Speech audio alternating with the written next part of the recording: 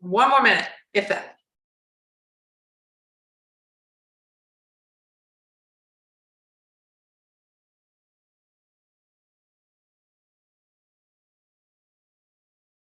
Let's do it.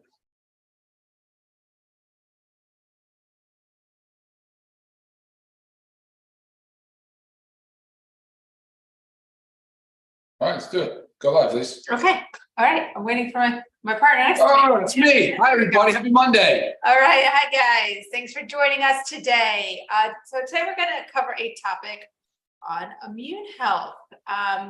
Feels appropriate as we're sliding into fall, leading into winter, when we all talk it to be the so-called flu season. Cold and flu season is upon us almost. Yeah. So I was just reading a little thing today, and I thought it was, I like the take on it. So cold and flu season is just something we call it, but it's not really like the cold and flu is not in season. What's going on is we have increased sugar intake, lack of outdoor sunshine, nutrient deficiencies, less movement, increased stress, and less than ideal lifestyle habits. Oh, that's year round. That are the season, and it makes us more susceptible to getting sick.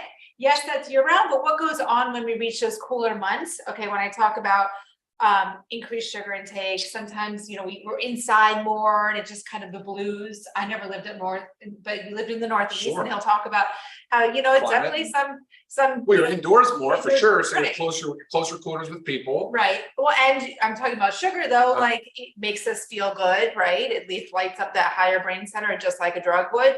Well, there you go. So we're having more sugar. We're less time outside. Decreased sunlight. I mean, less movement because maybe we don't want to go outside and go for a walk or a run, or just because we don't want to be cold or rainy or whatnot. So all of those things in the so-called cold and flu season are what really makes us more susceptible to getting sick and disease and infection. So Points. the most important thing is keeping our immune system healthy year round. And that's what we really want to talk to you about today, because it's not just something that you're supposed to target yourself and load your body for when that season comes or it approaches. This has to be a balance of year round. We have to take care of our bodies. How do we do that? It's really maintaining adequate amounts of vitamins and minerals. It's very common that we hear of vitamin C and zinc. Those are wonderful, but there are so many more vitamins and minerals that really help support our immune system, such as vitamin A, the Bs, B6, B12, folate, yes, vitamin C, vitamin D, big player, E, K, copper, iodine, iron, magnesium, selenium. I mean, zinc, of course. It's a whole big list. So you can get all of that by supplementation year round. And like we say, how our supplements are designed to take every single day to supplement like a healthy diet and lifestyle, like that is key to it. It's doing this all the time. All of this will decrease our susceptibility to infections. On top of that, it's making healthy lifestyle choices, nutrient dense, balanced diet, regular supplementation, getting enough sleep, reducing stress. So really working hard on bringing that stress level down. And sometimes those yucky weather months can increase that stress level. So just working on ways to reduce the stress. Yeah, those are basically lifestyle. Did I say sleep? I think I said You definitely said sleep. Getting adequate sleep. Yeah. These are really, really, really big players. And of course, getting outside, fresh air, sunlight if you can. Oh yeah. But Ryan's going to go into kind of diving into some of the vitamins and minerals that I just discussed that are in our supplements. A couple ones that I didn't discuss, like antioxidants, medicinal mushrooms, and all that going on here. So I love everything you just said. There's so much packed in there. It's like I almost feel like we should like pause and kind of digest each one for a little bit. But no, look, it is about balance and harmony. It's an immune system. It's not a single organ or anything like that. Really, it does require, like Lisa said, year-round support and lifestyle measures through and through. Quick note though, as we age though, elderly populations have a little bit harder time. We see that in their immune response. We see that to vaccines. We see a number of different things happening in the in the elderly population, which requires a special attention. It requires, of course, more food, it typically a lot of times has to do also with inadequate nutrition. There's a lot of micronutrient deficiencies, so vitamins and minerals, like you mentioned, in our elderly population. And lack of So movement as we age. lack of movement, lack of socialization, and there's a lot of different things going on there. But there's something about the harmony and balance that I want to highlight. And when we talk about immune health, there's an acute response, there's a chronic response, but really it's something that a lot of people ask about, and it's autoimmune disorders, autoimmune diseases. We're seeing a huge increase in it in our population. It's almost an epidemic. It really is becoming a lot of people are suffering from things like, well, diabetes, type 1 diabetes mellitus. You have psoriasis, rheumatoid arthritis. You have a lot of these different diseases that are showing up, and it's really, it's a function of, we're not exactly sure what the cause is, but it's a function of an elevated immune response. And what is it? So what your body actually does, your immune response, is it attacks its own? It's its own tissues, its own tissues. Yeah, it doesn't the recognition, there's something wrong with the recognition, whether it's a virus, whether it's a bacteria, whether it was medication or some type of toxin, some environmental exposure, something had triggered the body to be put on this heightened response and not recognize normal healthy tissue.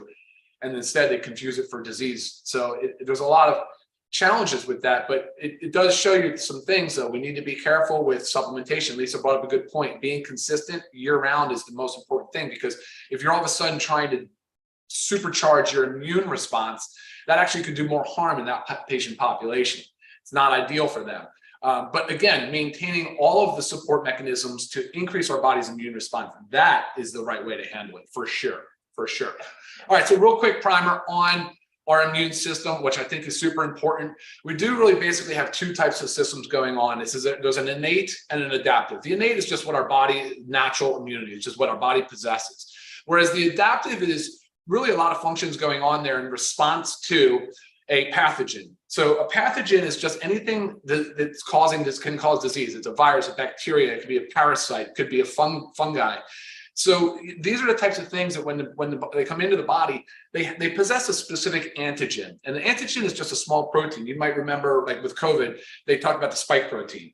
You know, so a virus can have a notable antigen or a protein that the body recognizes and has this adaptive immunity response to. So all of a sudden it's firing up their B cells, their T cells, it's recruiting other inflammatory mediators, things to attack the infection and neutralize it and get rid of it. So, you know, obviously supporting our immune system is of the most important thing that we can do, but recognizing that this system is in place and trusting in it. And I want to let people know that I firmly believe that socialization is the best thing that we can do for our immune response in a way, because we're exposing ourselves to a lot of these pathogens. Now, I'm definitely not suggesting that we go out and purposely get around people that are sick. That's not what I'm saying. But if COVID might have taught us one good thing, it was like, when you guys are sick, when we're sick and not feeling well, it's time to stay home. It's time to not go out in public. But I don't want people to be scared of socialization and being around people, especially in cold and flu season, because you can see that it can actually do more harm than good.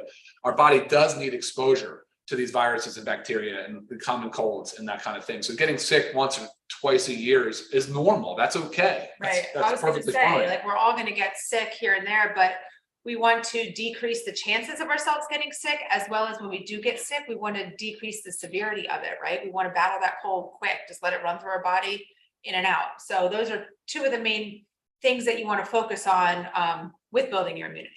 Yeah, absolutely. Again, you can't prevent it. We're all going to get sick. So there's three main things. There's a pathogen. So there's a bacteria, virus, or whatever. There's an antigen that the body recognizes on that pathogen that it wants to go after. And then there's antibodies that our body makes in response to it. So, and the antibodies is a whole thing now we're looking at, obviously, with vaccines and the exposure to colds. And we know the common cold, we know the flu, we know common cold, most coronaviruses. I don't know why COVID-19 would be any different, but I mean, it's novel. I get that, but it's still in the same family of all of our common cold viruses. There's not much you can do. I mean, we're trying to do something that's never been done before, really, on a coronavirus. But for the flu side of things, you know, they come out with this new vaccine every year trying to predict what the main circulating strain is going to be. So at the same time, though, our bodies are equipped to handle these things. And the people that are not well equipped are the sick, are the people that really do have to worry about things. And those are the types of things Lisa talked about. So we've got to maintain healthy body composition. We've got to maintain good socialization. We've got to manage our stress, our sleep. We absolutely have to be exercising. We've got to be moving our body. And probably most important than anything else is just eating a well-balanced, nutritious plan. So something that's high in antioxidants, high in phytonutrients, the plants that are under the rainbow, high in lean meats, lean protein, healthy fats. I mean, so there's no one diet, there's no one supplement, and none of that's going to do anything, but we really have to combine all of these things into one thing. And so Lisa was talking about supplementation is so important because it does. Supplements play a huge role in our immune system. Of all the antioxidants, I know vitamin C and zinc get the most attention, but there's so many other ones. There's so many other phytonutrients. And that's really important when we're start talking about supporting our immune system. So in the multis, of course, you have your vitamin A, vitamin E, vitamin C, you have your other antioxidants that are in there as well. We know vitamin, go ahead. We said, your B's. Oh, it has the B's, like B12, B12, right. especially in the elderly, has been shown to be, when they're deficient B12, that they have a difficult time with an immune response. The multi is loaded with great stuff. It covers you. It covers all. It's a safety net, right? Like right. I've talked about. Well, it's like, think about it. If you're taking just the average dose of your C and zinc on a daily basis, there shouldn't necessarily be the need to feel like you need to load your body with it if it's right. constantly maintained. If you are preventing the nutrient deficiencies in the first place, if you're not deficient, you should be good to go. So that's the goal of taking it every day. Yeah, and also don't forget, abstaining from like inflammatory foods is a really important part of this whole thing. That was the earlier thing I said. I couldn't remember where I was going with it, but it was acute versus chronic. Like, yes, the body gets scrapes, colds, broken collarbone, like my little one just got. The body responds appropriately, and then the cells disappear. Basically, they go away, and then they're everything back to normal. But when the body is constantly being bombarded by toxic things and processed foods with additive chemicals and dyes and artificial ingredients, they might be still triggering an immune response. It kind of flip-flops. The innate response becomes the adaptive and vice versa, and it becomes this nasty cycle where the body just can't shut down. And that chronic immune response is so persistently elevated. And the problem with that is our chronic inflammation. Just gonna say, yep. All that inflammation hurts. It's painful. It's somewhat dangerous. Like even when we get a cold, like, oh, we know we're running a fever, and we're happy to have a fever in a lot of ways because we know our immune system is working and it's doing its job. But at the same time, those killer T cells are penetrating cells. There's collateral damage. They're tearing up normal, healthy cells in our cellular function. So there is a lot of damage. So we don't feel good. We don't feel well. It's not just because our immune system's on overdrive. It's also because our normal tissues are becoming subject to whatever, the battle, I guess you could say. So with that chronically elevated inflammation and exposure to crap foods and poor ingredients and just bad stuff and too much alcohol and cigarette smoking or just toxic levels, really anything, environmental stuff, work-related, your body just can't shut down. It's just stop. It's in hyperdrive all the time. Right. So leading into the nutrients, Ryan had mentioned the multivitamin. So I could just say right here, our daily essentials pack, right? Our vitamin D, our magnesium, and multivitamin, crucial to take every single day. Crucial. As well as your factor 4. This is to keep that inflammation down. Free fatty acids. Yeah, I mean, so much research on your omegas and your curcumin, the help of the CoQ10 and garlic. I mean, great stuff for your inflammation and therefore your immunity. For sure. Then you said the antioxidants, phytonutrients. That's the super reds and super greens. Like spirulina has been totally. Yeah. And as you'll read in the ingredients in our super reds and super greens, these are not ingredients that you would get on a daily basis just from going to your grocery store. Correct. I mean, like Ryan said, spirulina, chlorella.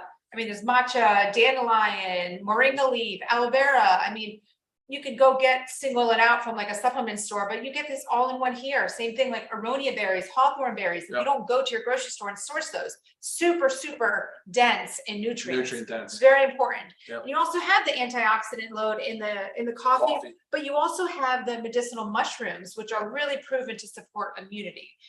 So I mean, this right here, the whole package here can really, on a daily basis, again, boost and support your immunity. It absolutely can. Body composition, going back to that, people that are overweight or obese, there's so much inflammation that fat cells just aren't doing the same job that the muscle cells and some of the other healthy tissues are doing. So again, lean body mass. So protein intake has to be up, consistently up. And we don't have that on the table right now. Right, I was going to say we should bring it all out. But it is so important, guys, to have this lean body or this healthy body composition, because again, that just excess body fat is not doing you any favors, especially your immune system, not doing any favors. So I think that. Yeah, let's see if there's any questions. Yeah, for sure.